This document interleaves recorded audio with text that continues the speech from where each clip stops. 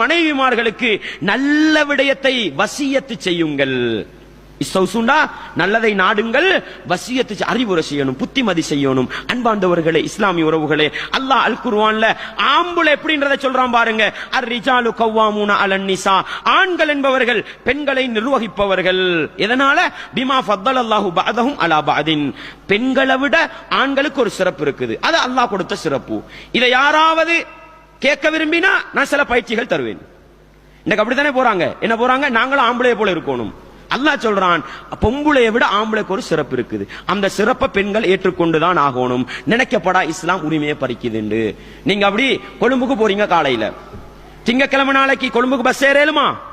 ஏல சரியான நிறைஞ்சிருக்கும். ஒரு ஆம்பளை என்ன செய்வாரு? ஓடி போவாரு, ஃபுட்பால்ல காலை வச்சு பாஞ்சு என்ன செஞ்சிருவாரு, கொழும்புக்கு போய் இறங்கிடுவாரு. ஒரு பொம்பளை கேளுமா? ஒரு பொம்பளை வாரண்டா பஸ் 5 நிமிஷம் நிப்பாட்டி ஃபுட்பால் உள்ள ஆம்பளை எல்லாம் இறக்கி பொம்பளை ஏத்தி உள்ளுக்கு தள்ளிட்டு தான் ஆம்பளை காடா போகணும். அடே விளங்குது தானே ஆம்பளை காடா நிக்கணும்.